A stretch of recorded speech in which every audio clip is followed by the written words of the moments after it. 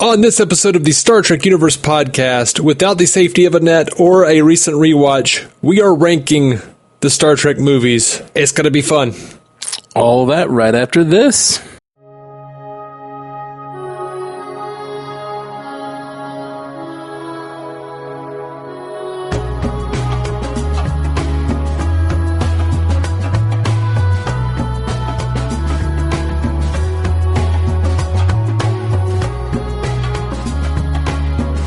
Welcome to the Star Trek Universe podcast. My name is Matthew Carroll. Hi, I'm David C. Robertson.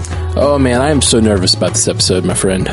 What are you nervous about, man? I'm excited. I feel like I'm going to put my ever-loving foot in my mouth. Oh, that's why. Yeah, okay, so here's what we're doing today. We want to rank the movies. Mm-hmm. Dave has seen all the movies way more times than I have. Yeah, and is just generally way more knowledgeable about Star Trek than I am. I love it, but I'm not a big rewatcher. I tend to watch things once every 10 years. And so I literally haven't seen a Star Trek movie in 10 years, I think. I think I sat down to watch Wrath of Khan maybe 6 years ago or something. It's been a while. Well, the movies have been released in the last 10 years, so it's at least been... I haven't rewatched in the last 10 years. I have seen all of them as they've come out, but even then, I only saw Beyond once. I only saw Into Darkness once. So I feel like I'm going in really unprepared, and I feel like I'm going to embarrass myself. And so please give me as much shit as you want to, Internet, for my rankings. I mean, it's subjective, but, I'm probably wrong. Yeah. And in the interest of full disclosure, we have been talking about doing this episode for, 7 months. So that's true. I was just in the mood the other day to kind of throw the Abrams movies on in the background and plowed through all three of them. So I kind of had an inadvertent rewatch of all three of those movies. Right. And that's rad. That's rad. So what we're going to do is we're going to start with our worst. We're going to go through the 13 movies from worst to best, discuss the reasons we chose our worst, and, as we go, we'll I'm sure we'll have some overlap. I don't know. It's 13 movies. I can't imagine we're going to be on the same page from front to back for sure, but there might be some similarities in there. Mm-hmm. There's weird things like the 2009 Star Trek. It could go so many places for so many people. We do these kind of ranking episodes on the MCU cast all the time, and a lot of times me and Jeff end up with similar lists. There'll be a few differences here and there, but this is, I feel, just it's so many things, and they're so subjective. Yeah. Now, what are we going to do? We're going to do this episode, and then over the course of X amount of time, we're going to review each individual movie with the deep dive. That's the game plan. And then come back at the end of all of that and do a new ranking. That's right. And when we do that ranking episode, we're going to have this ranking episode to refer back to see how what we think. So I think that it'll be really interesting to see how they change with a current rewatch. I would say mostly in my teenage years is when I watched most of these movies. And now there's so much to watch. You don't have time to read. I used to just throw Star Trek movies on in the background and just run them constantly. Yeah, remember when there was just only a few things you liked? Yeah. And there's just a few shows that are my shows that I rewatch over and over. And these days it's there's way too much good stuff to watch to even get through it once, much less than rewatch things. So, I at about 2002 is when I kind of fell off of being, which worked for a while because that was the last Star Trek movie for a really long time. So all through college, I didn't really watch Star Trek movies because there weren't any, and I was too busy doing other things. Yeah. Not having a social life, watching Buffy. Yeah, exactly. I was saying that Star Trek just became Buffy. Yeah, that's what we watched after that. So, speaking of 2002, you want to get to our lists? Oh, damn. I gotta get the feeling that we're on the same page here.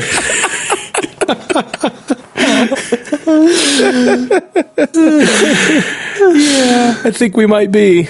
All right. So at least for this first one. Given all those caveats that we are very much, this is going to be this is a thrown together thing that we're just given our impressions based on long ago rewatches or even first watches. I think I've only seen the motion picture once. Oh, wow. All the way through. Crazy. I've seen bits of it over the years, like when it's like been on TV and stuff, but it's not one they replay a lot. And so anyway, so there's some of these I probably have only seen once from beginning to end, which is insane. I've seen 3 versions of it, like at least 7 or 8 times. Yep, I know. So that's what I'm saying. Dave is. What I'm really doing is I'm lowering everyone's expectations of my rankings, and I'm increasing their expectations of yours. I know, and that's how you're going to win somehow. I didn't even know we were in competition. But. Like, this wasn't supposed to be a competitive thing, but I guess it is. Okay, let's go with number 13. Sounds like we have the same one. Star Trek Nemesis. Star Trek Nemesis is my least favorite. Yes. Can I just say I love all these movies. I love all of the Star Trek movies. I really do. Cool. I don't love every bit of them, and I'll still give them shit. But I do enjoy every one of them on some level. Yeah, they're all a mixed bag. Like, they all have good and bad things, and they all have, and the other thing, they're so subjective because a lot of them, it's about personal experience. Like, where were we? What did this movie mean to us when it happened? Yeah. So I'm totally with you. I do love all the Star Trek movies in some way. I think except for Nemesis. Yeah, I can't think of much redeeming about it. Nemesis. Please try to redeem it in your mind while you're also putting it at 13. Yeah. To me, this has very little redeeming value. I do always like the idea. I want to be very careful about how I put this. I like the idea of nature versus nurture. I like the idea that Picard could grow up in the dilithium mines on Romulus and turn into a murderous psychopath. Yeah, I like that too. Who mind rapes women. Yeah, all right. I think that's an interesting concept. I just disliked pretty much the entire execution of Nemesis. I feel like it was a bad call to bring Stuart Baird in, a guy who knows nothing about Star Trek, a guy who doesn't care about Star Trek, clearly, because they're like, oh, we need fresh blood. No, he didn't need that fresh blood. I'm sorry, he didn't. Right. Is he the director?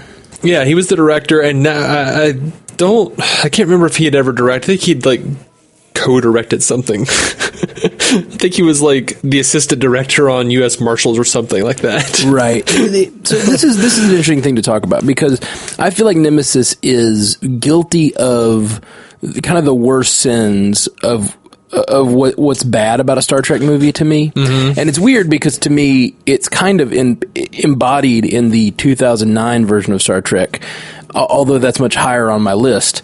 So to me, Star Trek, it's kind of like this list is going to be somewhat informed by the fact that to me, Star Trek is about moral choices.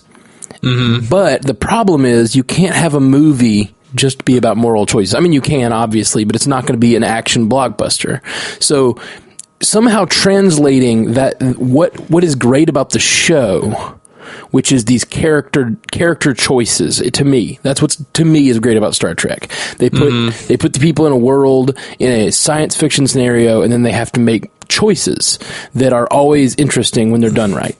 Mm-hmm. And that sort of deliberativeness doesn't work on the big screen as well, so they always have to make the movies somehow bigger and more exciting.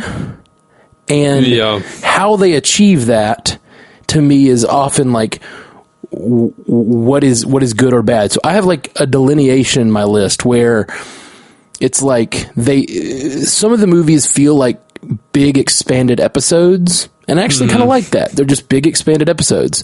Yeah, I don't mind that necessarily. Others of them really try to expound on what Star Trek is and sometimes to really good effect, and sometimes to really silly effect. And I think that Nemesis is the silliest. It just feels it feels silly in all the wrong ways. It's like, well, what do we need Picard to fight? Yeah, An evil younger Picard who's in the head of the Romulan Empire. Like that's it. I don't know. It feels weird. It doesn't feel natural to me. There are some nice little moments where like they're talking about like, oh yeah, at the Beta Z wedding, we're all going to be naked, and Picard's like, I have to hit the gym, you know. Okay, that's all kind of cute and fun, but then you have like sort of off-color stuff that doesn't seem like those characters, like Picard calling Riker Mr. Troy. Which that joke has not aged well, because now we're living in a world in 2019 where, you know, it's not uncommon or weird for a man to take his wife's name. And now in that movie, it was a total joke. There's a lot of different things going on. You have a director who didn't care about Star Trek, know about Star Trek in any real way, and it could be argued doesn't really know anything about directing. Or doesn't know a lot about it anyway. Then you had a writer, John Logan, who wrote Gladiator, which is why all of us Trekkies were really super excited about it when he was, attached to write it. Because he wrote Gladiator, and then he's doing the Romulans, and he's a big fan.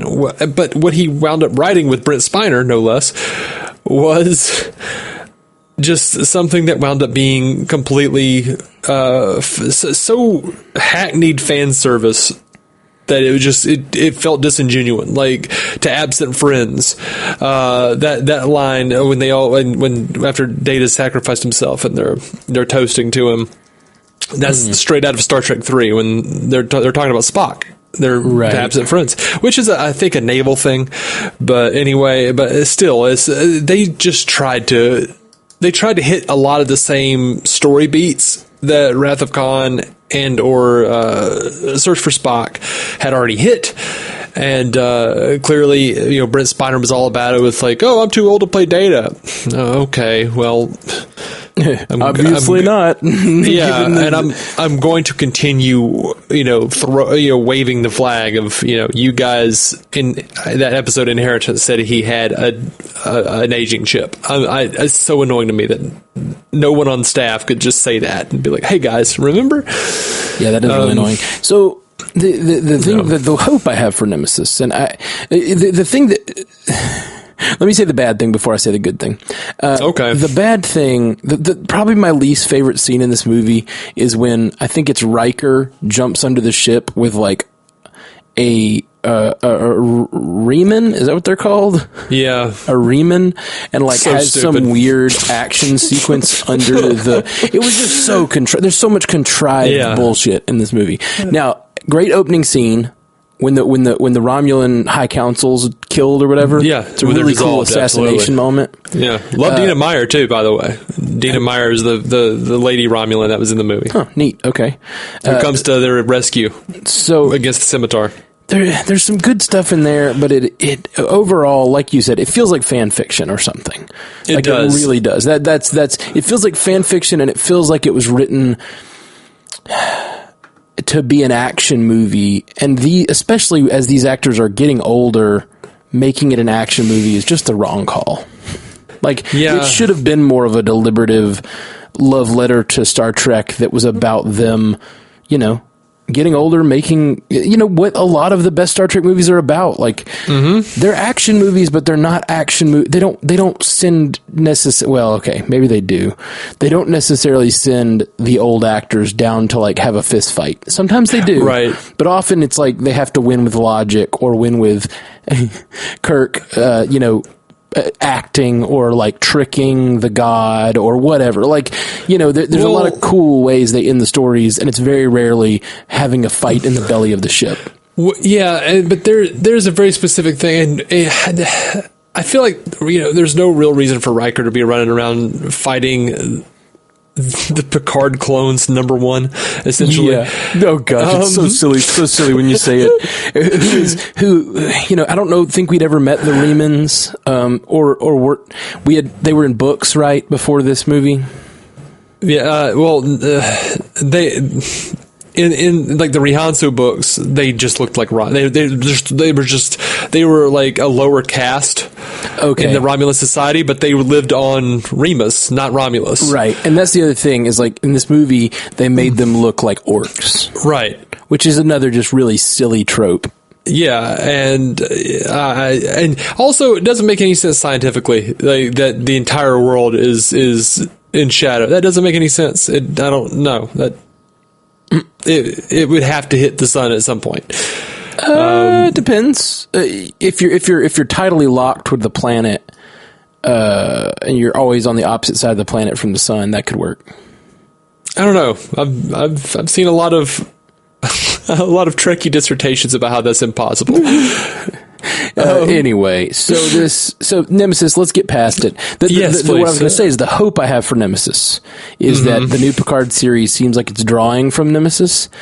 And very much like in the MCU, after Endgame, people are like, "Oh, that kind of salvaged some of the Dark World."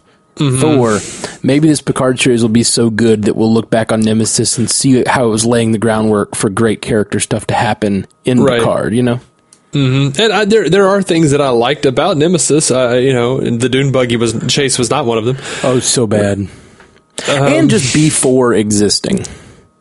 I don't mind B4 existing. I do. I don't like it in the fact that it just was such an obvious...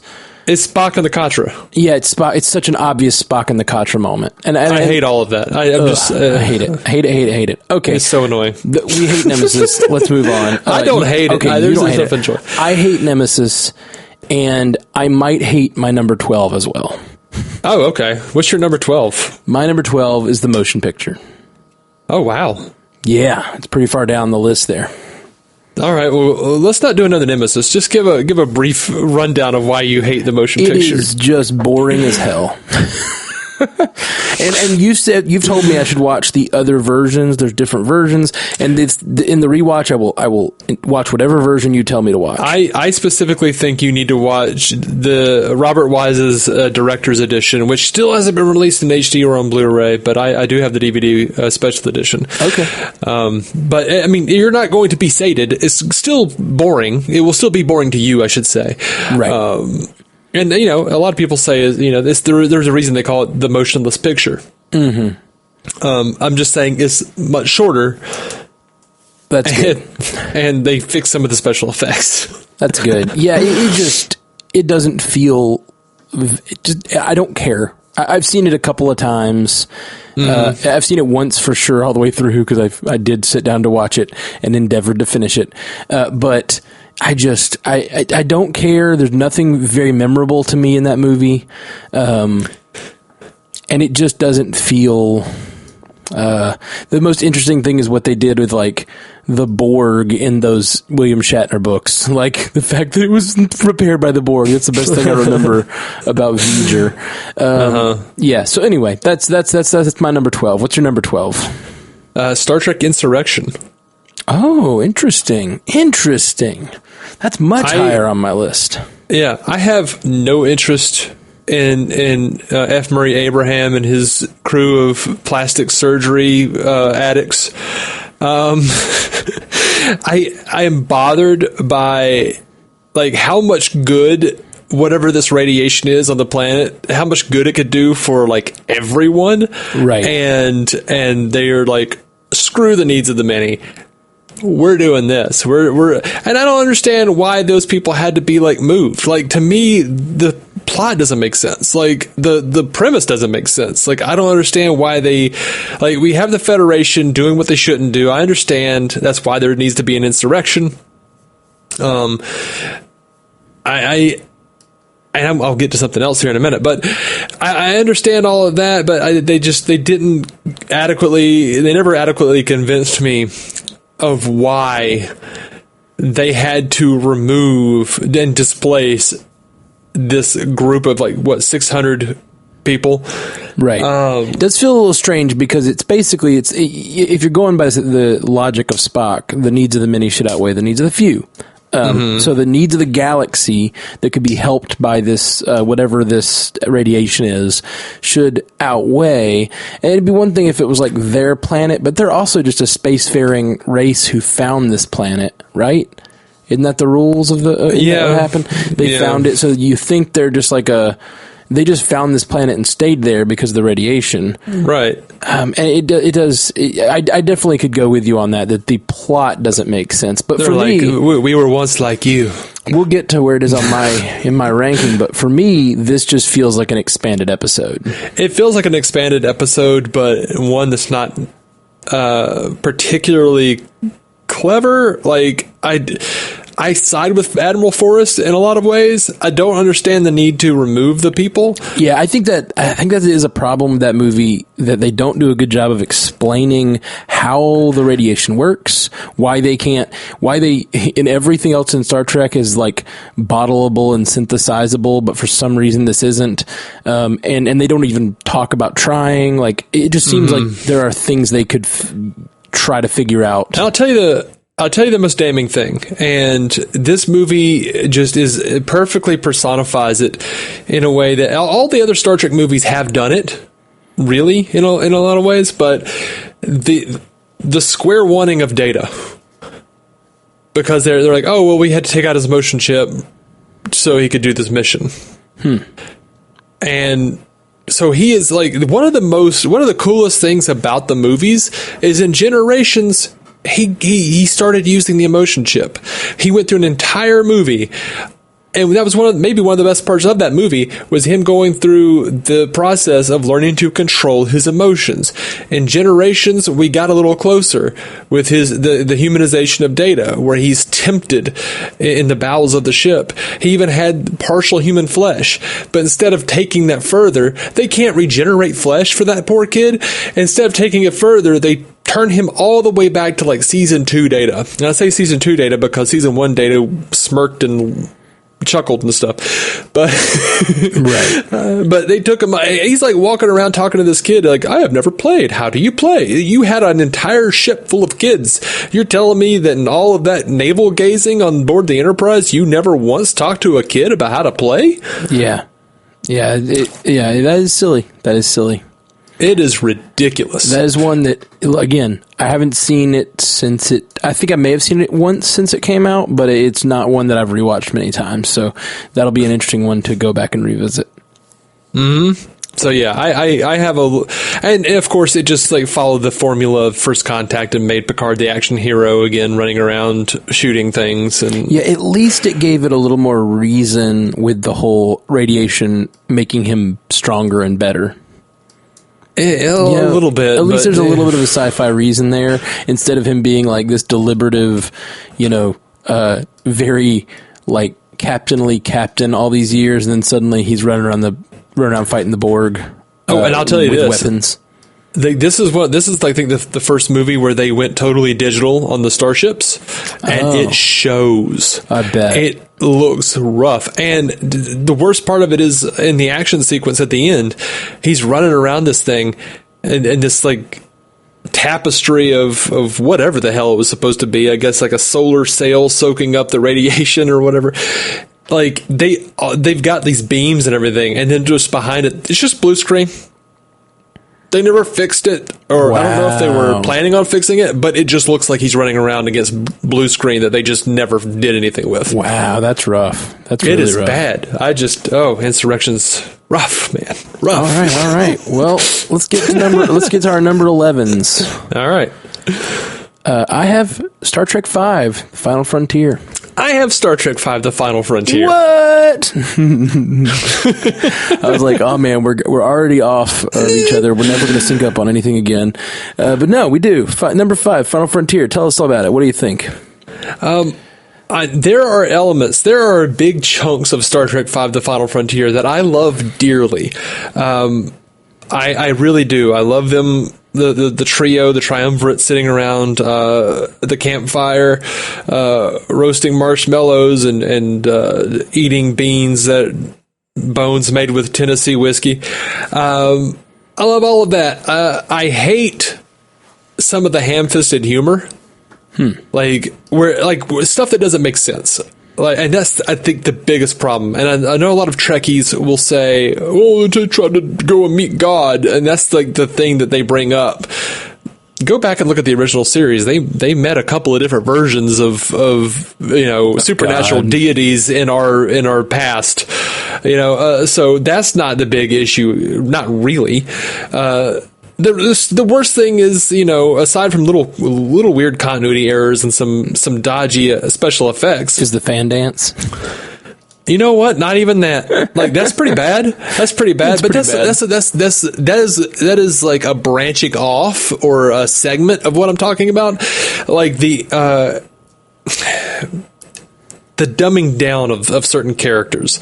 Like, I think they did a fantastic job with Kirk, Spock, and McCoy. Those characters are treated with so much dignity in that movie. Like, they have their little snipey comments between each other, but it's fantastic.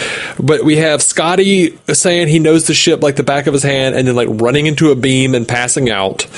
You have Uhura's fan dance, where she's like a 60-year-old woman dancing around naked on the sand. You have, at the beginning of the movie, Chekhov and Sulu, who are lost. The navigator and the helmsman are lost in the woods, and are too stupid to realize that Uhura is going to be able to look at the sensors and tell that they're not caught in a blizzard as they claim. Like, it's just stupid ham-fisted humor. Like, and yeah, you could throw in Spock's "be one with the horse, Captain" comment, because Spock told him, or they were talking about being one with the mountain as he was climbing El Capitan. Yeah. I liked that. I liked that bit. That was a funny little line. I loved McCoy watching them from the ground, cursing and complaining that he's going to start talking to himself, because clearly he's already talking to himself. I love all that stuff. But once you get into like just like making the other characters borderline mentally challenged, when we've seen them work miracles in all the previous Star Treks, just for the sake of a joke, I don't care for that. But I love Sybok. I thought he was a really cool addition, and I have no problem with him being a secret brother. Why would Spock mention Sybok? Right. He wouldn't. I like all of that. And I like the god of Shakari. I like that, it's a powerful alien creature that was banished, or, we don't get a lot of information on him. And I think the movie turned out way better than it should have been, for all of the problems, the financial burdens, and all the story problems that went through. So, yeah, there's a lot to, there is a lot of improvement that could go into Final Frontier, but there's also a lot to love, I think. Yeah. I need to see it again, but I just remember, similarly to Nemesis, just thinking it had a lot of silly stuff in there that didn't really fit what I wanted from a Star Trek movie, for sure. And they shoehorned that in. Like, Shatner wanted a much darker, and everyone blames William Shatner for being a bad director, but the fact of the matter is, and I don't like what he was originally going to do, he wanted a darker, more humorless movie. He essentially wanted, instead of it being an alien world, he wanted it to be straight up hell. Interesting. Which is that's not a great idea either, for in some ways, for this world. But yeah, I think it's interesting. All right, let's move on to the next one. And with this next one, let's try to pick up the speed, because we are 30 minutes in and 3 movies I know. And I want to talk about every one of them, but I also we're going to do a deep dive on every one of these starting very soon. Well, I feel like, the worse they are, the more explanation you have to have for why they're in such a poor place. Yeah, that's true. Especially, like you said, you love them all. There's some on here that I'm willing to be like, yeah, that's just bad. It's bad. Yeah. I will quote all of them gleefully. And I think we're getting to the point where I don't feel that way anymore. The rest of these, I think, have more defensible stuff to them, to me, which number 10 for me is Into Darkness. Me too. What? Yeah, that's crazy. We'd like a sound effect or a bell or something for that when we sync up. Remember, like, we had, like, episode 2 or whatever, and you kept going, ding, ding. And I was like, you've never said that to me, and it's creepy as shit. Why are you going, ding, ding? I don't remember that. That's pretty good, though. Let's bring it back. Ding, my wife ding. was seriously even listening to the show, and she goes, why does Matt keep going, ding, ding? And I'm like, I don't know. You know, I have known you for so many years. Man. We've never known you to do it. Matt evolves. Matt evolves. Yeah, if that's what you want to call it. The Matt evolves. All right. So Into Darkness. This, as I was saying earlier, things that just feel they have to blow it up and do something different than an episode. And sometimes it feels good, and sometimes it doesn't. And this one again just feels like. It always feels bad when they feel like they're making fan fiction, and this one again feels very much like fan fiction. Like the whole reversing, I know it's not that big of a part of the movie, but it is kind of the big climactic moment when they reverse the big speech between Kirk and Spock. I just was like, why?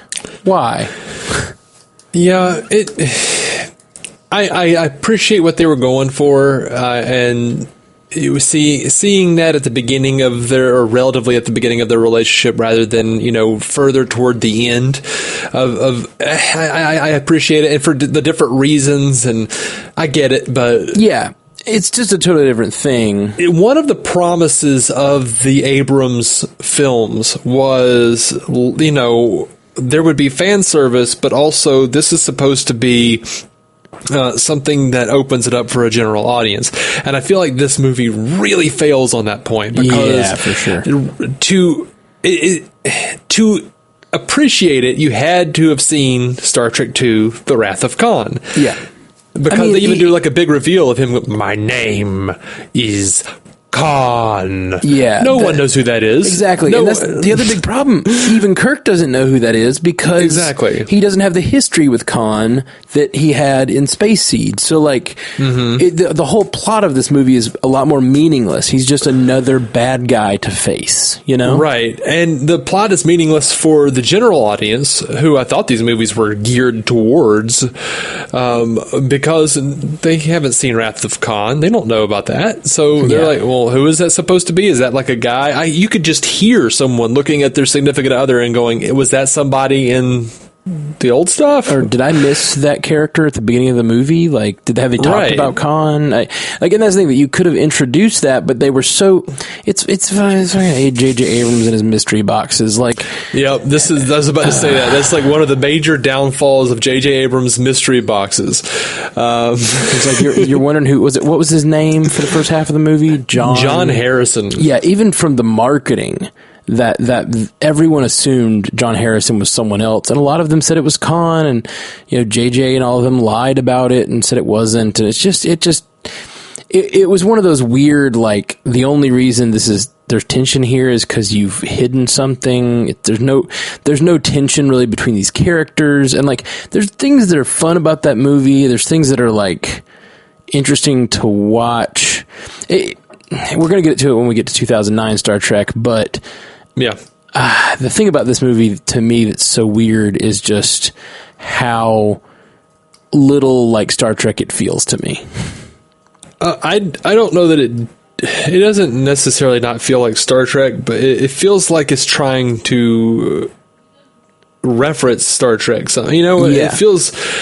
It feels referential of Star Trek for sure. But it's just the action. It's so bizarre. There's no, and Star Trek II, Wrath of Khan is similar. It's an action story where you've got a bad guy and you've got a good guy, and they're facing off. That's what it is, and that's fine. Yeah. That's what this is too, except without his personal history, there's nothing sort of morally complicated about it. There's no like Captain Kirk questioning himself about like, did he do the right thing? There's no like the sins of your past being revisited upon you. Like all those themes are lost, and it just feels flat.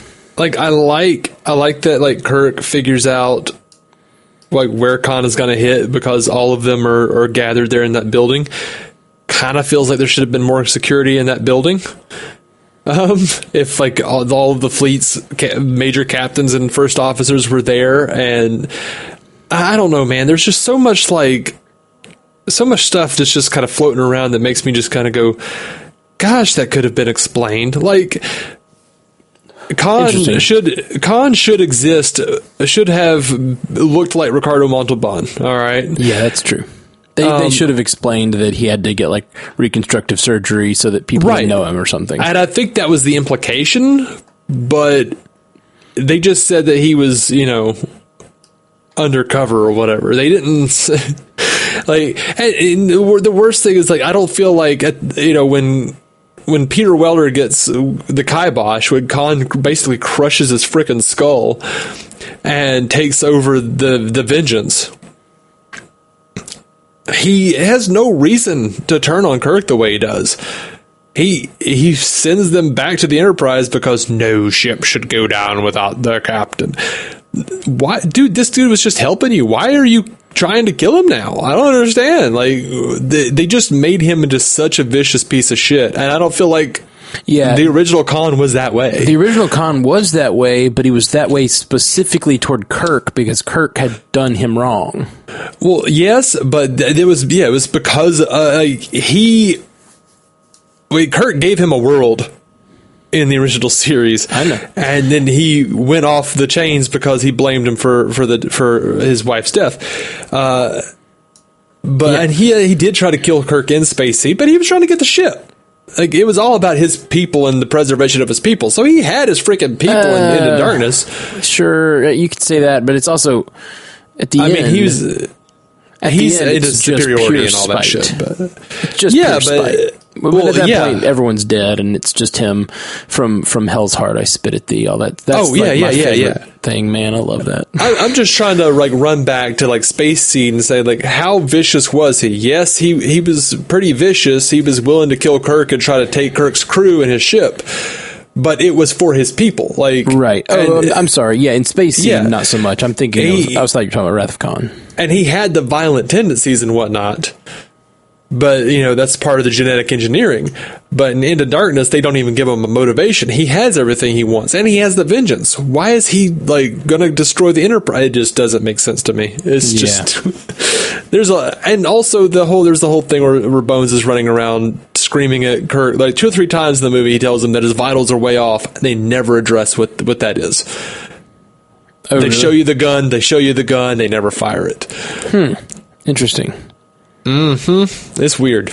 That is a weird movie. I don't remember that part at all. All right, number 9. You want to go first? What you got? 2009 Star Trek. Oh, right there next to Into Darkness. Why 2009 Star Trek? Why is it down in number 9? It is wildly entertaining, but also it's thin, and that's the worst I can really give it. It's thin.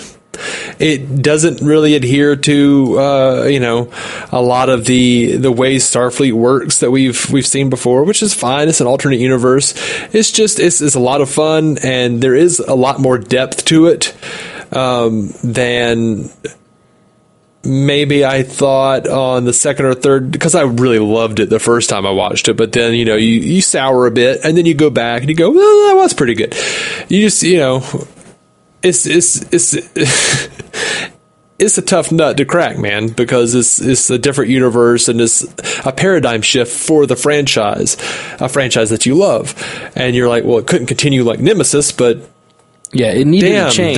This is weird. This is different. Yeah, for me, it's just 2009, and we'll talk about it when we get to my ranking. But to me, it's not very. It doesn't feel like Star Trek. There's no meat on that movie. I think there's meat. Big problem. There's meat, but it takes so many shortcuts getting to where it needs to be that it falls flat for me in a lot of ways, and it also feels cheap. Like story-wise. Right. It definitely feels cheap. It definitely feels like not budget-wise, because good lord. No, it's a beautiful movie, and that's why I think it is higher on. One of the reasons it's higher on the list for me. It is at number 9. almost entirely because of Michael Giacchino's score. Oh, you think it's bad? No. I love his score. I love his music. His music made it feel more like, if it wasn't for that score, it would probably be way lower on the list. Interesting. I think part of why it's higher on my list is purely for personal reasons. Which Really? That goes for all these, there's personal reasons behind it. But for me, that movie just reignited my excitement about Star Trek again, in a way that I hadn't felt since 2002. And I thought it was over. I didn't know if they'd ever do Star Trek well again. And while I had big problems with 2009 Star Trek, man, we got all our friends together. We all went to see it. Like, it just felt like it was a really exciting thing. And I know that's not the fault of the movie, how good or bad the movie was, but I still have a lot of affection for how fun that movie was as just a ride. It's just a really fun Star Trek ride.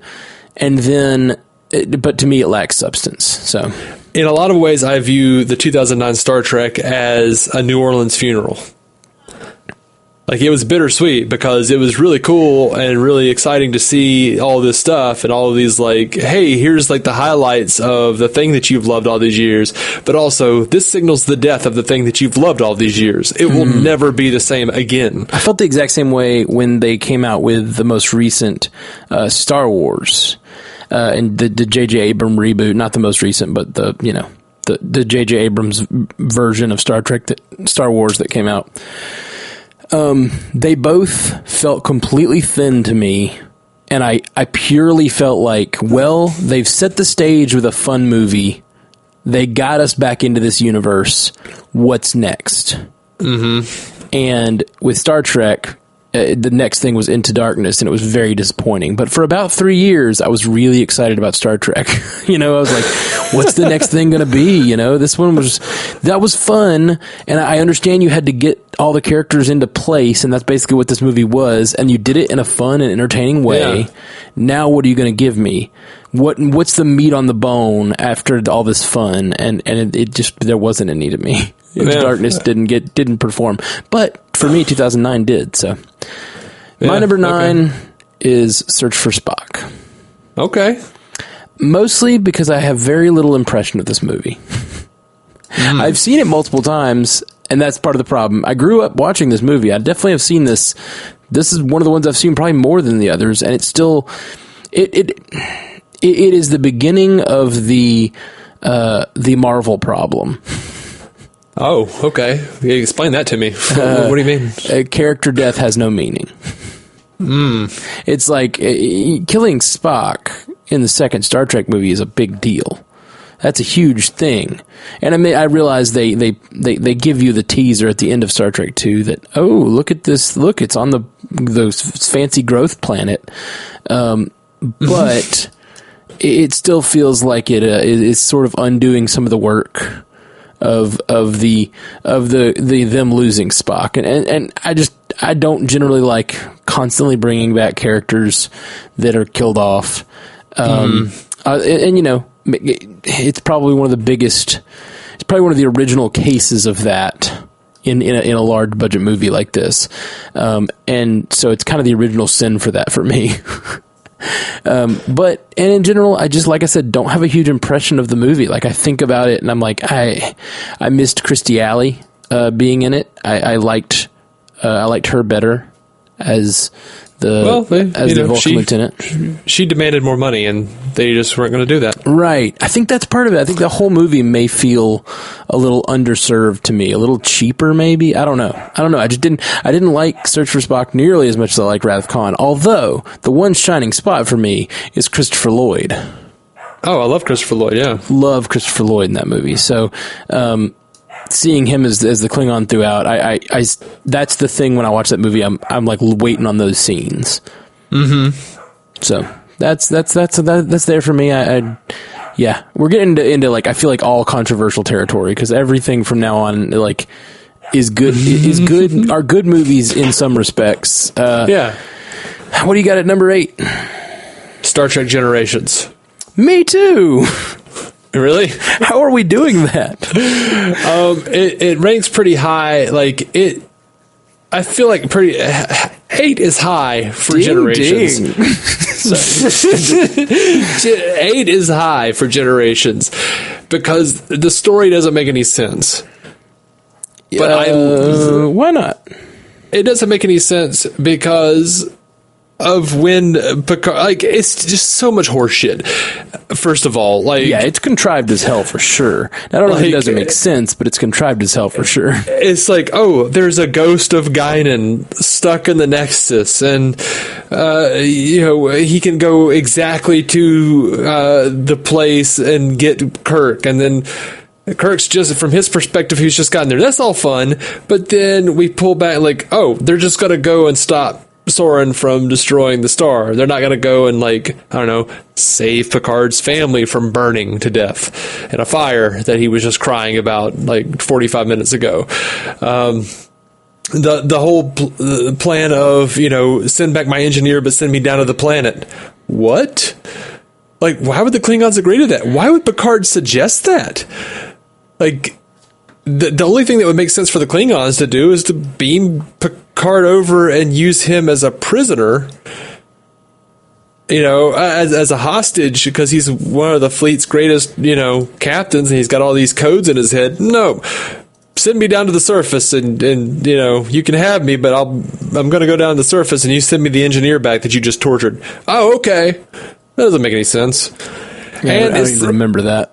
And it's the very beginning of what I refer to as the First Contact problem, but it's really the Generations problem, where, Picard goes down and he's a badass, and he's running around fighting another old man, like Malcolm McDowell, by the way, awesome. And he's another reason that the movie gets ranked so high. Time is a predator that stalks us all our lives. He's like, yeah, I do like him. I love that shit. I love Data's storyline where he's coping with his emotions and he can't control it, and he doesn't know how to be a proper Starfleet officer without control of his emotions. I love that. Yeah, but the story doesn't make sense, and I didn't see a need for them to destroy the Enterprise D. I know why they did it, because it's almost impossible to film this son of a bitch. Like, it's hard to get a really good angle on it. Like, it is a really terrible model to film with. Interesting. And damn it, they needed stakes.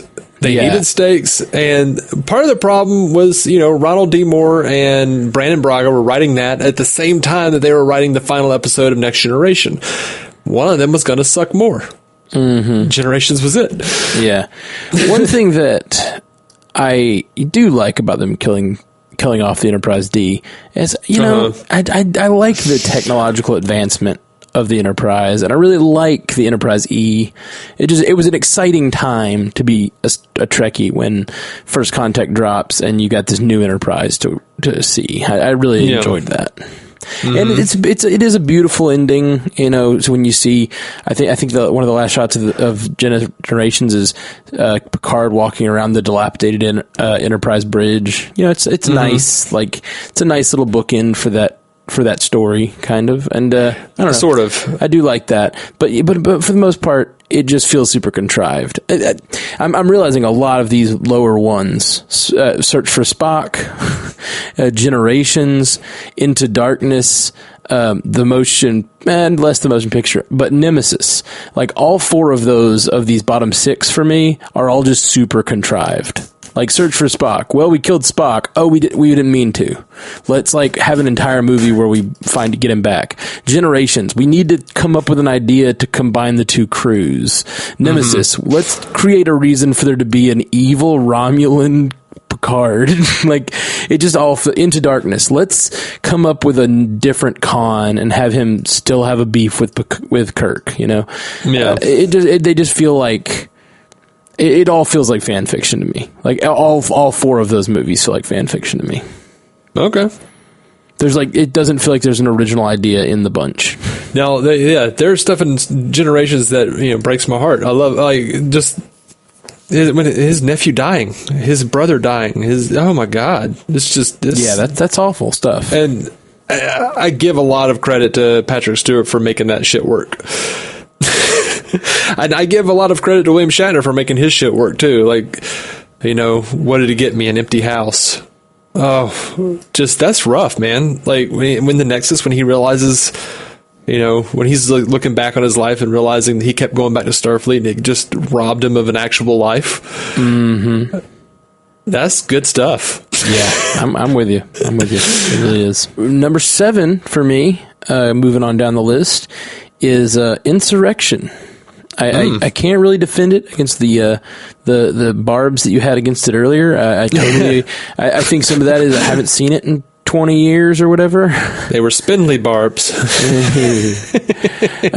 But it just, we're entering a section of my list that I just call expanded episodes. And Insurrection to me just felt like an expanded episode, so it ended up in the middle of my list. Like, those others all felt like fan fiction or like trying to expand an episode and ending up in a really bad place for me. Like, and this one did not feel like it ended up in a bad place. It also didn't feel like it ended up in the scale of what a movie deserves.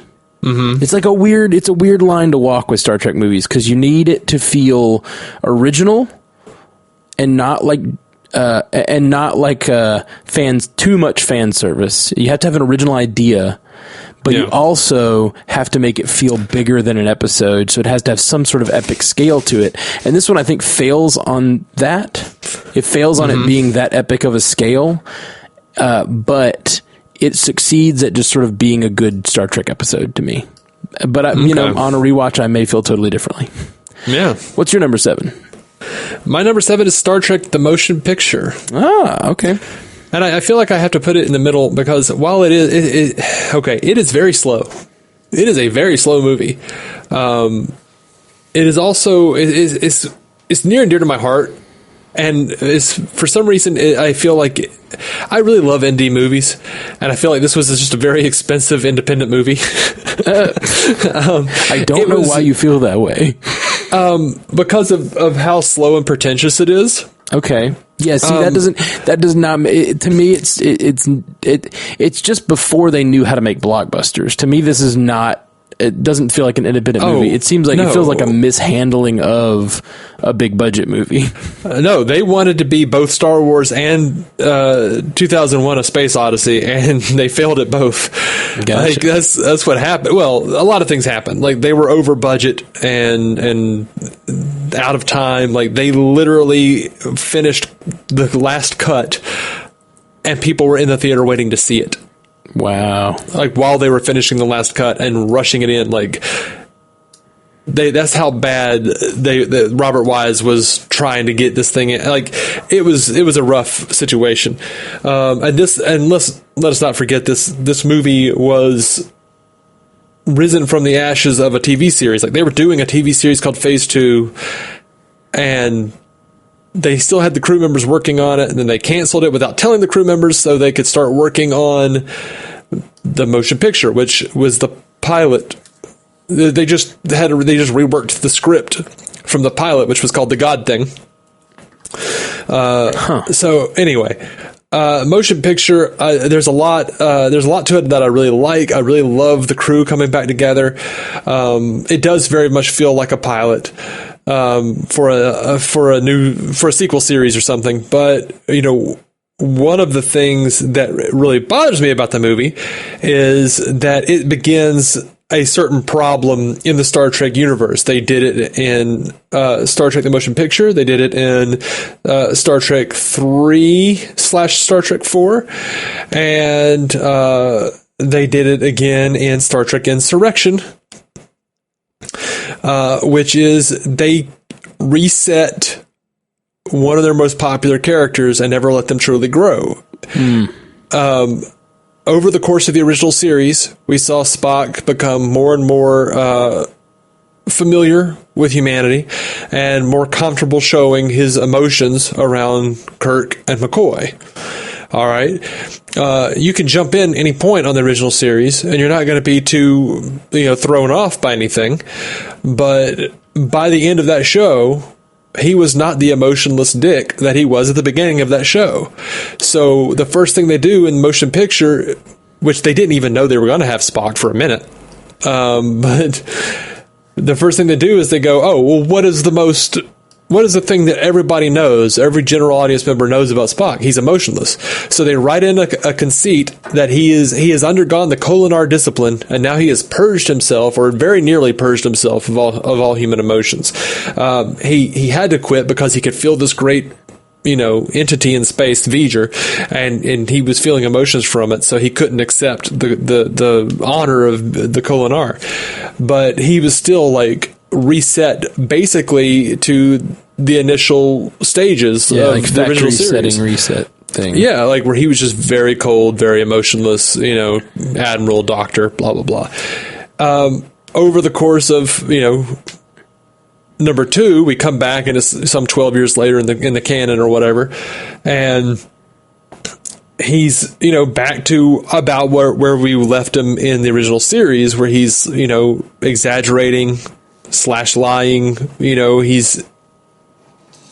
he will be and always will, he has been and always shall be Kirk's friend. He dies. He comes back for Star Trek 4. He's at factory settings. Yeah. He doesn't understand anything that McCoy is trying to say to him. He doesn't. Yeah. And they do the same thing with cursing. Data and Nemesis. Like it is a problem they do. So that's the thing that I hate. I really hope that's not what Picard is about.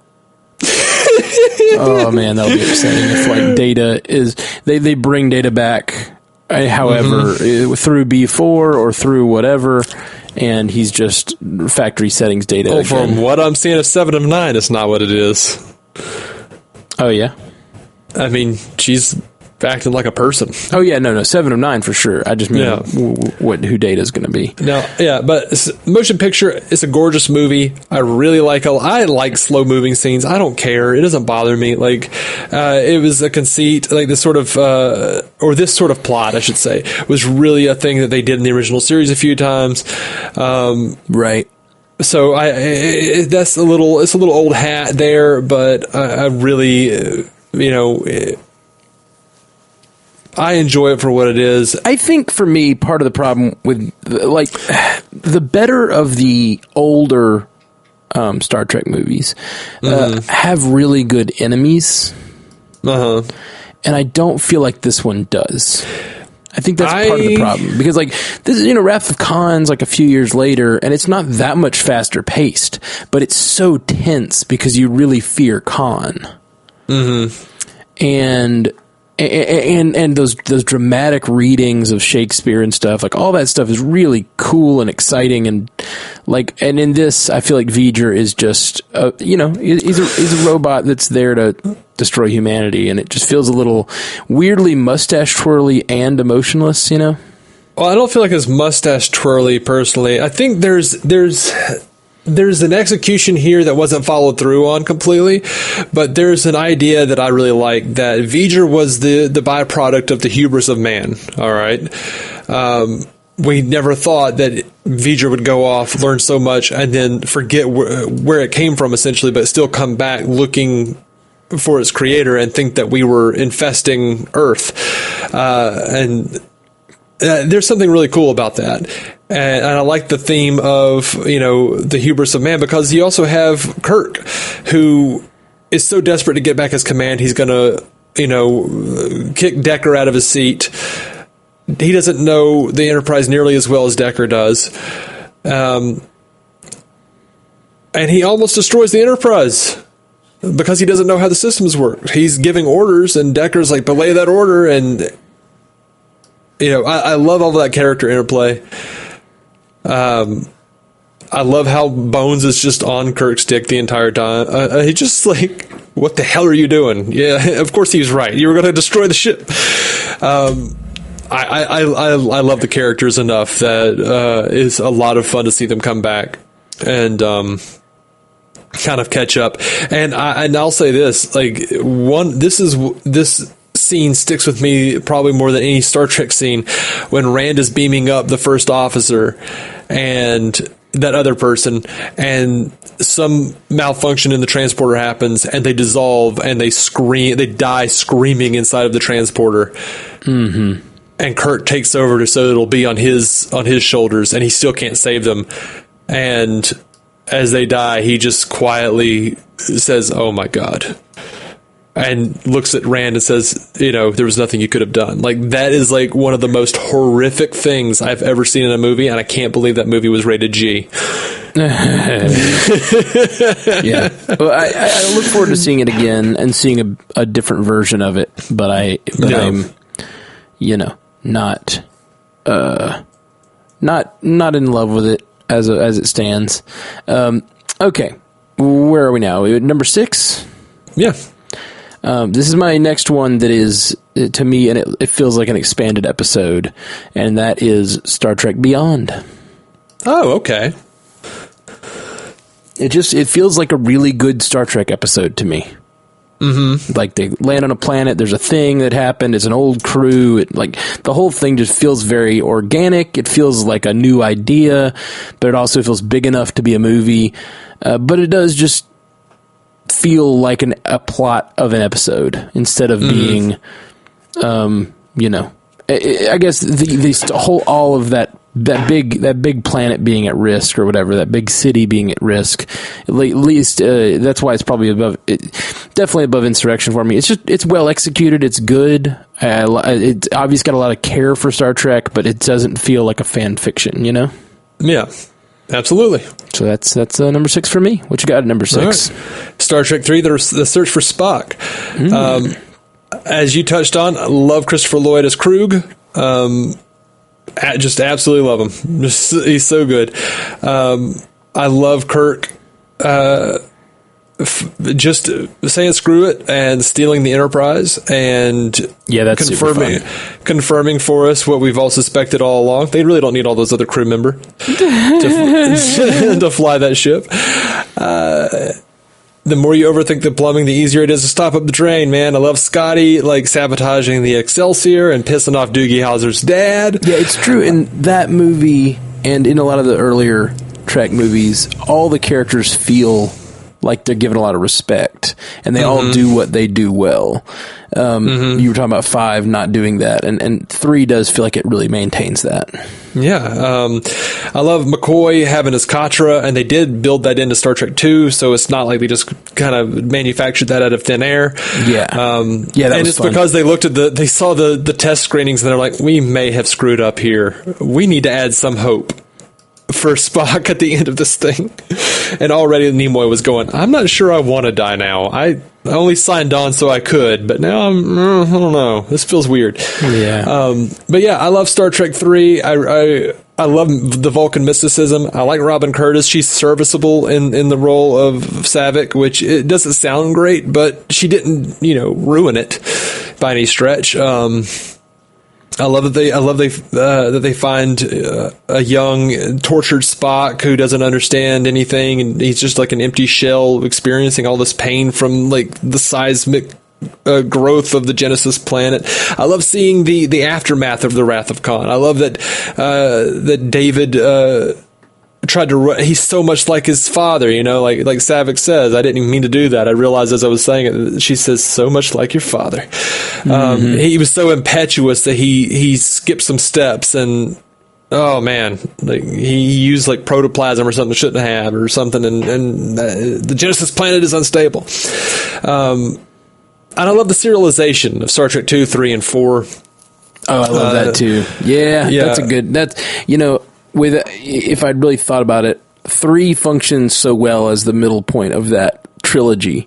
I do think it's great for that. And I love that they get Spock back, but he loses his son, the son that he just started getting to know again. It's so heartbreaking. Shatter does a fantastic job reacting to it, and it sets up future installments. I dig Star Trek 3 quite a bit, and it's not as exciting as Star Trek 2, and it's not as fun as Star Trek 4. I think it gets kind of a bad rap, unfairly, because I think oh my God, McCoy, in prison with the Katra, and he's like, that green-blooded son of a bitch. It's his revenge for all those arguments he lost. And like Kirk putting up the Vulcan hands, the Vulcan hands thing, and going, I can't even say it. I don't even know what it is now. And saying, "Doctor, tell me how many fingers am I holding up?" That's not very damn funny. I love how the crew shines in that movie, and I just dig it. I like it a lot. I'm with you. I think it's a really good one. It does not get the, everyone always does all the evens are good, all the odds are bad, which, like, I think there's some truth to it. I think there's, like, some of the best ones are even, some of the worst ones are odd, but Star Trek 3 is definitely an outlier in that it's definitely not bad. It's not as iconic as Wrath of Khan or Voyage Home, but it's really good. Yeah. All right. Number 5? Is that where we are? Yeah. I have 2009. Okay. 2009, the reboot. We kind of talked about that a lot when we set it for number 9. We did. So I have it number 5. We can keep moving. Again, it's very high on my list, but the main reason it's high on my list is where it functioned in my life, and just like it gave me so much hope for the future of Star Trek, even though, like, because there's nothing in there I don't like. It just doesn't have some of the depth I wanted. So, yeah, it didn't have like a lot of dings against it, like a Nemesis or something. But like, ding ding, ding ding. But it isn't as.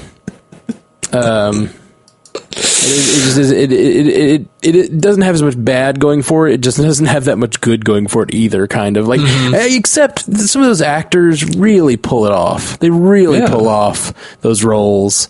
And they do a good job of bringing back. They did a good job setting the stage, but then I just think Into Darkness kind of shit the bed. So, yeah. I like 2009 Star Trek. Yeah. What you got at number 5? I've got Star Trek Beyond. Okay. I really enjoy Star Trek Beyond a whole lot. It's a lot of fun, like the previous 2 installments, but it actually feels a lot more like Star Trek than they do, and it actually makes sense from a storytelling standpoint. I love all the references to Enterprise. I love Idris Elba as Krall. Oh my gosh, I really enjoy a lot of the crew interaction. They kind of sidelined the Spock Uhura relationship basically by ending it for the entirety of the movie, and I would assume I think they got back together at the end of that. But and they focused on Spock and McCoy. We had a lot of fun with those two together, and I think that was missing in the previous 2 installments. Or I felt like it was anyway. But I felt like there was some good Scotty stuff here, and probably because Simon Pegg wrote the damn thing. And Justin Lin did a fantastic job directing it. I really love seeing Kirk question his place in Starfleet at the same time our main villain is doing everything he's doing because he found himself in a similar place where, he was a Mako and they disbanded after the Xindi and Romulan Wars. Love those name checks, by the way. Yeah, it's great. And he finds himself the captain of a ship and he's like, what the hell am I?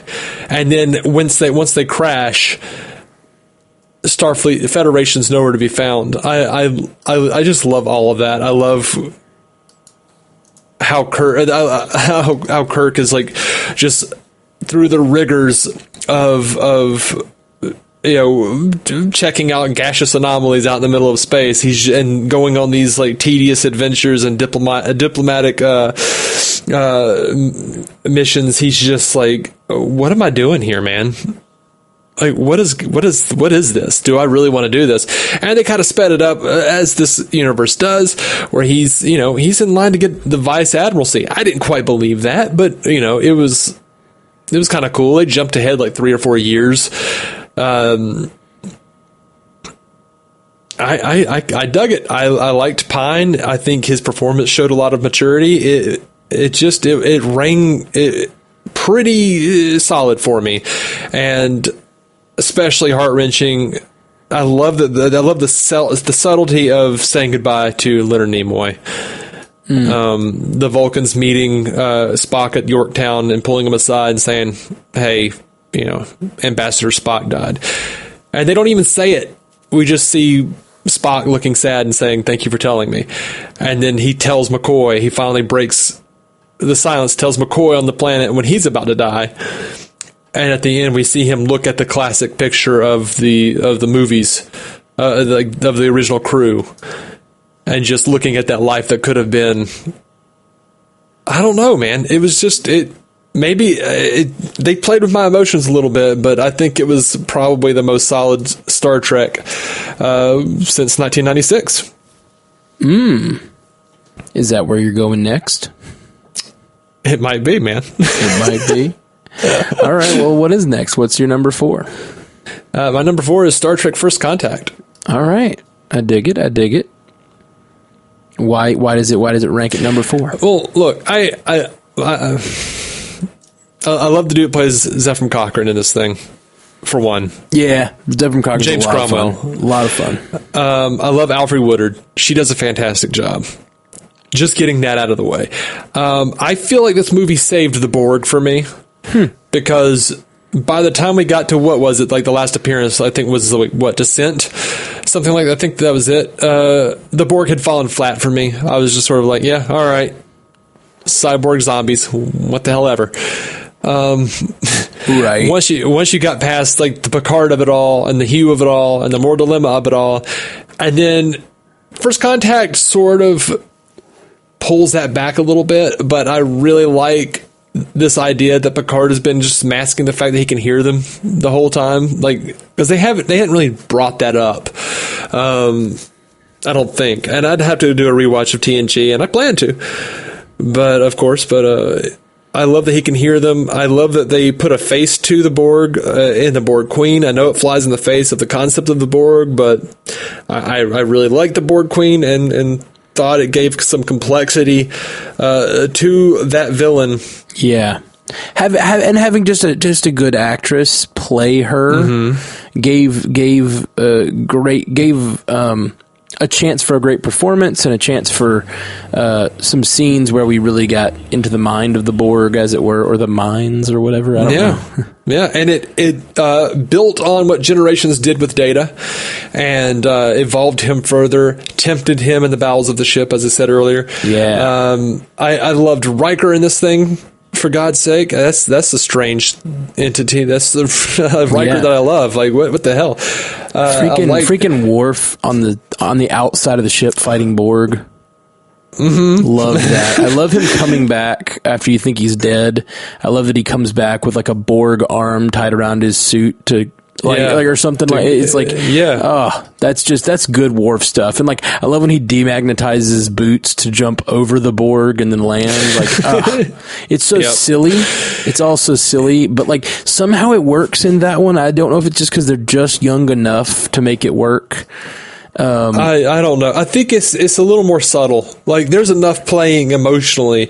Picard's white whale and the explosive tension between Lily and Picard.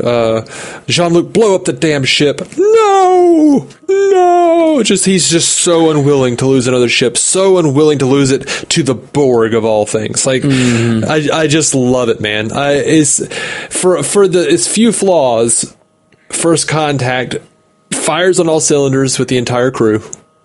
Yeah. Like, we get every bit of what we love about the Next Generation crew. We get those shining character moments. We even get a really nice scene with a doctor from Voyager, who, yes, is probably one of the best parts of Voyager.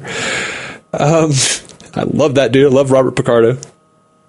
And I think it's a really entertaining, crafted film. Yeah, I agree. And I think it gets unfairly criticized as just being like a zombie movie in space or just an action movie, and it's not. No, it's a lot deeper than that. Yeah, it is, and it has a lot of depth. And I love all the stuff about what makes a great man. With Zefram Cochrane and how he's not living up to who he could be, and it kind of takes the interaction with the future and all of that he has to like step up, and I think all of that's a lot of fun. I really love that movie. It's obviously higher on my list. So let's see. For me, that was your number 4, right? Yeah.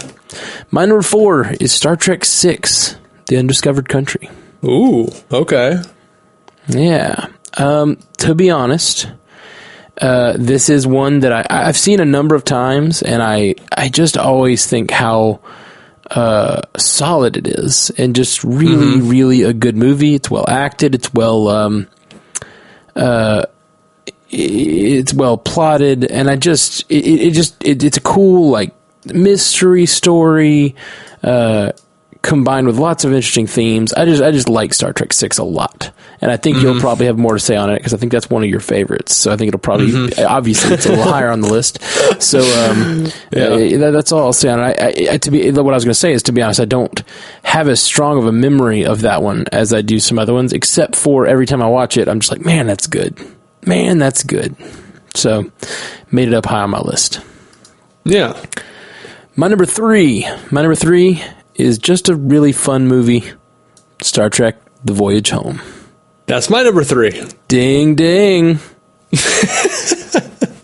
I've created a monster. I think that's the last time we're going to ding, so I had to get it in there. Oh, yeah, maybe not. Maybe not. Maybe not. I don't know. Star Trek 4, The Voyage Home. It's a little heavy-handed in its, an environmental message, but that's fine. And I think I like the approach to it. I like the idea that an alien species would come over to our planet to be like, hey, what happened to Bill? We were talking on the phone, and all of a sudden, he's not responding anymore.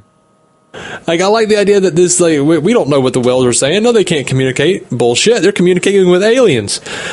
Yeah, that's fun. It's, people say it's silly, but I don't know. That's just on the cusp of just silly. It's a little silly, but just realistic enough that I'm like, that's kind of a cool idea. I dig that. I didn't think, and I have to go back and watch it, but I never got the point that they were actively communicating with aliens.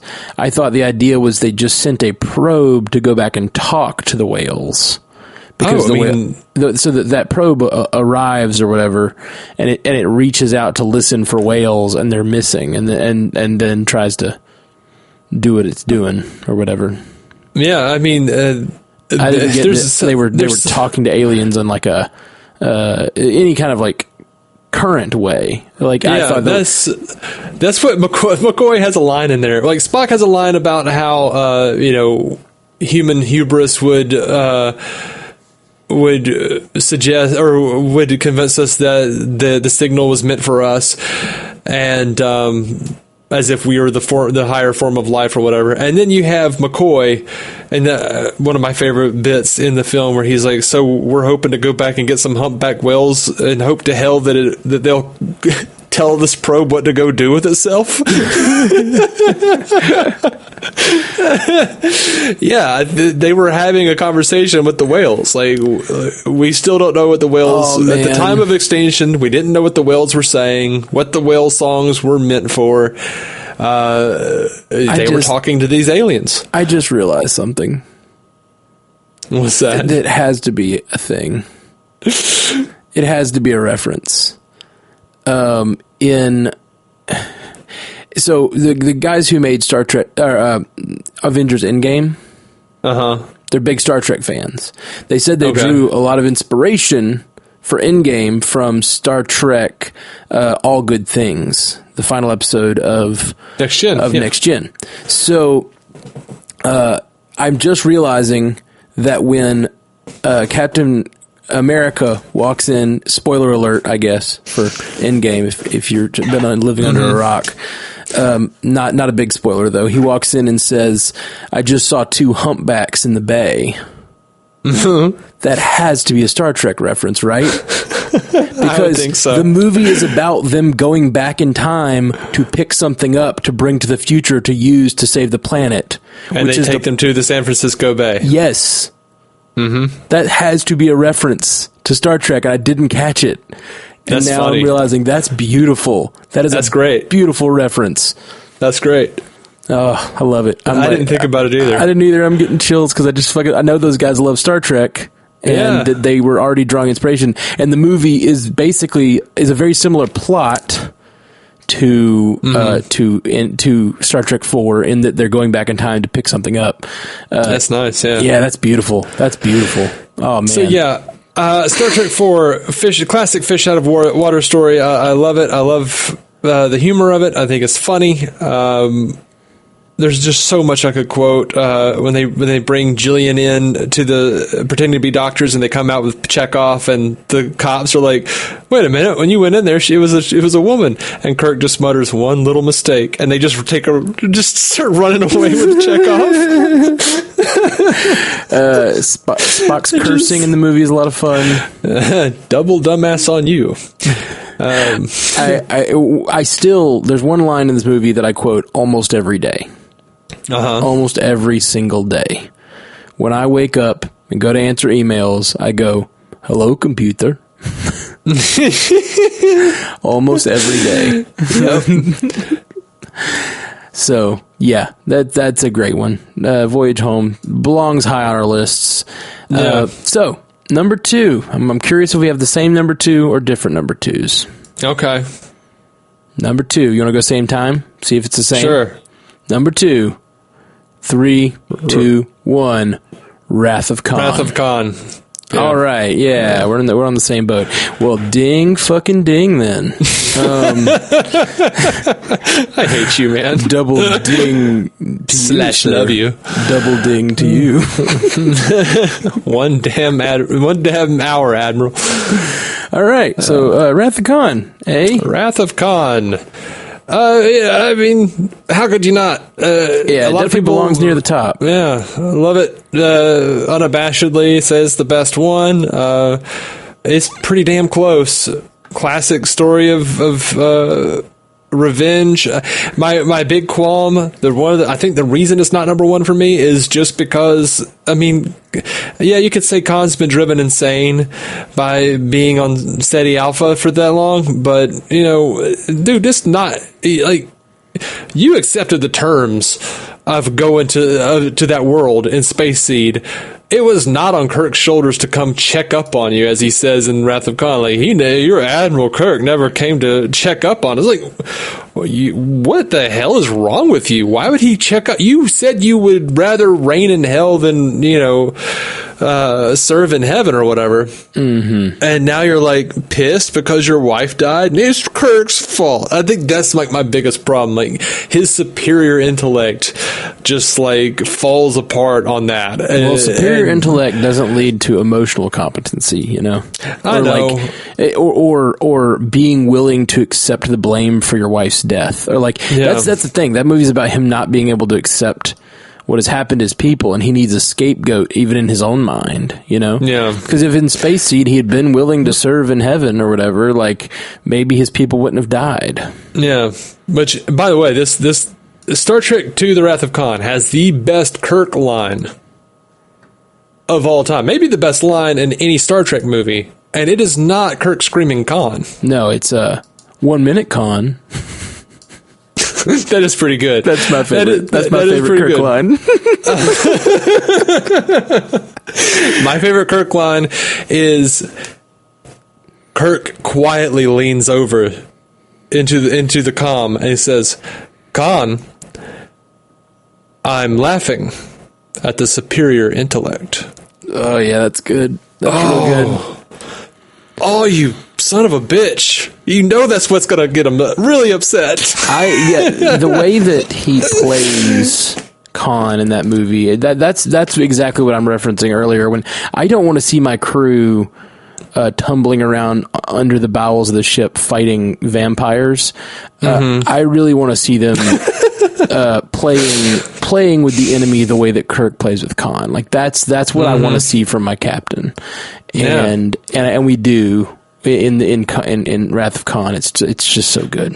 And it's a believable. I feel like it's a believable flaw in Khan's thinking that they exploit his 2-dimensional thinking. Like, I love that. That's a really clever turn. Because otherwise, I'm like, how the hell are they beating Khan? He's totally superior. Like, there's no way. Yeah. Yeah, I dig it. I like the changes they made when they after the screenings. They were right to throw in that hope for Spock. That's one of the few instances where I think like they knew they suddenly realized, oh shit, we're gonna make a huge mistake if we actually kill Spock. Yeah. Well, and I think oftentimes it's the right thing to do to keep a character around. Like that is definitely the case. But I don't like the emotional manipulation of killing a character when you know you're just going to bring him back. Well, but here's why it works in Wrath of Khan. This is why it still works. Kirk doesn't know that we're going to bring him back. This is the first time Kirk is like really specifically facing death. He's cheated death, and he's patted himself on the back for his own ingenuity. He's never experienced a loss. Right. Not It's like the this. emotional. Well, see, that's the thing, and he still cheats death in the next movie. You know? Yeah. I'm with you. Sort of. Like I said, this is the original sin of that sort of a trope. But he doesn't cheat death in the next movie because his son dies. His ship dies. Like, right. Well, but then he has the same ship back. well, it's not the same ship. Yeah, If you'll recall, in Star Trek V, the thing barely worked. Sure. Scotty says, still, let's see what she's got. The captain says, well, we found out, didn't we? Right. It's still it's still him had never really learning to deal with loss. His son never came back. No, his son never David comes is back. dead. But he also didn't know his son very long. Like, not that that's he's never lost something that he truly like loved and was a part of his life. I mean, obviously he does eventually, but yeah, it's part of his character though to be sort of brash in the face of death, and and that's it's definitely an interesting part of his character I really like. But Yeah. okay, I'm going to go with my last one first because I think you're going to have more to say about yours. And to be honest, my last one, it's probably not obvious since we've said a lot of things on here, but is one that I will probably regret being my number one in this list. It will probably change, but I had to go with my gut on this one. A lot of them really were contenders for number one, but I had to go with First Contact. Okay. I just have such an affection for First Contact because, again, it's where I was in my life at the time, what I was doing. You know, it was my crew that I grew up watching every week as they came out. You know, like The Next Generation was kind of my crew at that point, and I was still excited about current Star Trek being DS9 on the air. I was loving all of that, and this was probably just the height of Star Trek for me as a youth. And you know, First Contact's just a good movie. It's well executed. We did a big discussion about it a second ago, and let's go with your last one because we didn't say much about it when I said it. So, what's your number one, my friend? Favorite Star Trek film of all time, Star Trek VI: The Undiscovered Country. As silly as it is, I love that the Klingons imply that Shakespeare was a Klingon. Yeah, that's fun. Like you've not experienced Shakespeare until you read him in the original Klingon. I love everything about the movie, and it was funny. I was talking to my wife about it because she asked me a few days ago when she found out we were going to be doing the show. She said, "What is your favorite Star Trek movie?" I told her, and she's like, "I don't remember that one." And I started explaining it to her, and she's like, "Yeah, I don't remember that." And I'm like, "Oh, I remember this and this happened." She's like, "Was I in a coma?"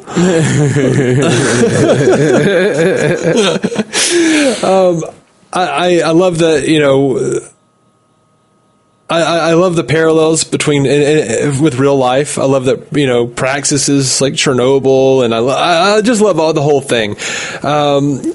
I love Undiscovered Country. I love that the Klingons. We finally get an end to the most famous conflict.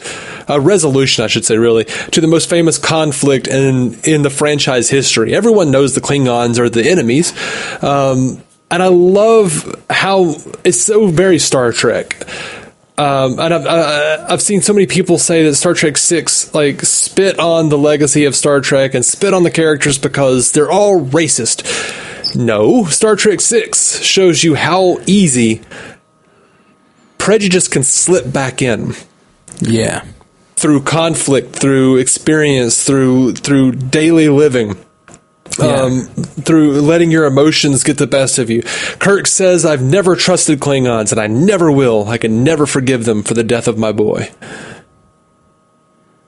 Out of all of those years in the original series, that Cold War, because that's very much what the Klingons were. They were the Russians. Through the space opera Cold War between the Klingons and the Federation, Kirk has grown to distrust them, to hate them. The entire crew, the entire bridge crew talks shit about the Klingons. They don't like that they had to go to dinner with them. They don't like the way they ate. We have crewmen talking about the way they smell. It's rough, man, and I love it so much. Like, I love David Warner as Gorkon, Chancellor of the High Council. I love his dying breath as he embraces Kirk and says, "Don't let it end this way, Captain." Oh my gosh, it's just so good. And yeah, they have that cheesy thing that I hate in movies where the shapeshifter looks like the main character and it's like, no, I'm the real one. No, I'm the, but that, thankfully only lasts for a minute. Yeah, but that actually, I know that's cheesy, but it also feels very Star Trek and very fun and silly and and I don't know, that doesn't bother me at all. And it was Iman, and you have the great bit where she's telling Kirk that the thing, you kicked that thing in the knees, but that wasn't his knees. Not everyone keeps their genitals in the same place, Captain. Yeah. Oh my gosh, man! I really enjoy the movie. I love that McCoy breaks busts Kirk's balls over making out with Iman. What is it with you? He finally asks after all these years. What's going on with you, buddy? Why you have to kiss everybody? I love how everyone's prejudiced and they come to that realization that they were afraid of the future. They were afraid of what life would look like if they weren't constantly in conflict with the Klingons, if they actually called them friend. And I love that. I love the resolution of that movie that it turns out that there's enemies of peace that are working together on both sides. Mm-hmm. Their hatred is so strong that they're willing to work with the enemy to keep hating the enemy. Absolutely. I loved that. Yeah, and you remember the Klingon assassin was at Khitomer. Was when they took off the mask, it was freaking Colonel West, a.k.a. Odo, Rene Auberjonois. Oh, funny. I'd forgotten that. And he was in somebody. He was working in cahoots with General Chang and Admiral Cartwright, who played Sisko's dad later in DS9, but he was an admiral that we saw popping up in the movies since Star Trek 3 or 4. Yeah, that's cool. I love that kind of stuff. It's very much reminds me of the Hydra reveal. Not to over-connect it to Marvel, but it reminds me of the Hydra reveal when you realize certain people you've known for a while now have been bad guys all along. You just didn't know. Yeah. That's all our rankings. You want to take a quick break and do the math on these and figure out what our combined ranking is? Sure. Cool. We'll be right back.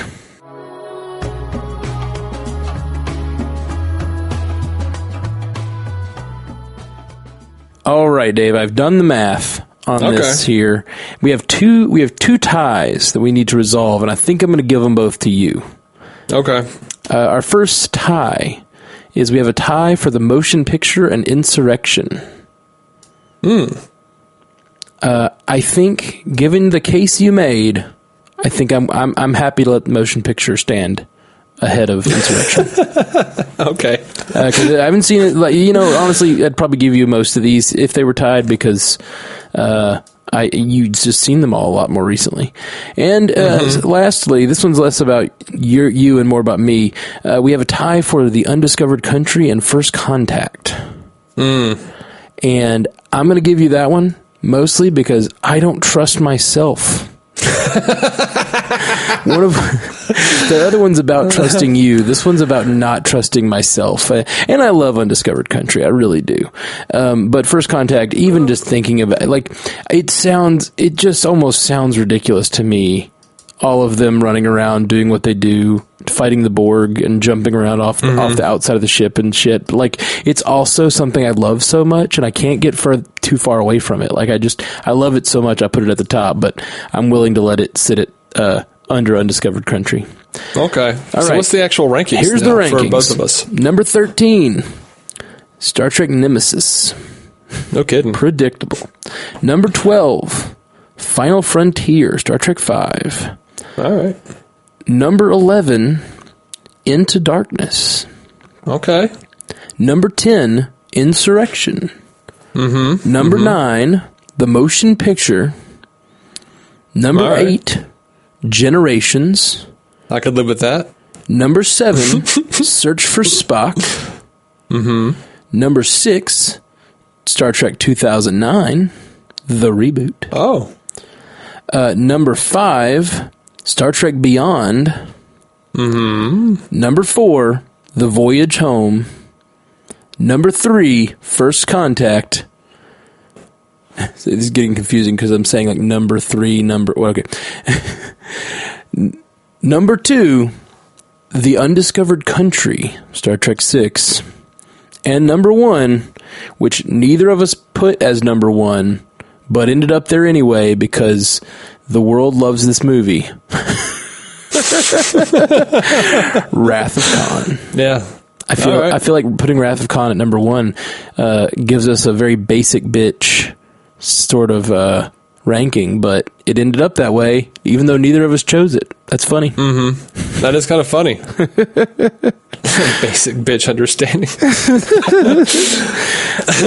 All right, guys. Well, that's our rankings of the Star Trek movies, and I'm really excited. We're very soon as possible, we're going to start a rewatch of these movies. It's going to take us a long time because we've got a lot of Star Trek coming that we need to talk about, but there's a ton of news we haven't even discussed. Oh yeah, Picard's just around the corner. Maybe, yeah. What I would love to do, if we can, is do a couple episodes about key Picard episodes. Well, I think sadly Nemesis would be in. I think that's probably, if there was to be something that we should watch before the new show, that's probably going to be one of them, like the Borg episodes. Yeah. Including Brothers, which is sort of the aftermath of the Borg situation where he's like hanging out with Robert, and he has that breakdown in the vineyard. Oh, that's so good. Yeah. Maybe even All Good Things, which I've recently watched, so I could probably talk about pretty unproblematically. How many weeks do we have till Picard? Like, hell, I don't know. 10 or 12, something like that. Maybe we should put a list together and try to do an episode a week where we talk about different Picard episodes for a few weeks. Yeah, well, I'd love to do that. So we'd have to make them short episodes. For those of you who don't know, we've talked about it on the cast before, but yeah, our schedules changed and we suddenly we have completely opposite work schedules now. So that's why these episodes have not been able to come out as fast. And because there's no current content, we've just kind of let it be dormant in the sort of the off season. But we're going to be here for the entire season of Picard as it comes out. So we will be. We'll be here. We'll figure it out. Oh yeah. All right, guys. Well, we are the Star Trek Universe podcast. Hit us up at STUcast. We don't have a website, do we? StarTrekUcast.com. Absolutely. And please come to Twitter. Sorry. God, what is wrong with you? I didn't remember if we ever got the URL. Ding, ding. It's been a while. Ding, ding. We would love it if you would, talk to us on Twitter, Star Trek Ucast over on Twitter, or at gmail.com, and let us know what your rankings are and what you thought. We'll absolutely put that into or include it in a future episode. Yeah, we'll probably be doing a news episode next week, and we'll try to do any feedback about this. So let us know what your rankings are, or when we were completely crazy, if you thought our rankings were completely nuts. Yeah. Give us hell. Give us hell. All right, guys. From hell's heart. All right, guys. Thanks for checking us out. Peace. Live long and prosper, y'all. To reach out to us, hit us up at StarTrekUcast.com, at Star Trek Ucast on Twitter, or search for the Star Trek Universe Podcast on Instagram or Facebook.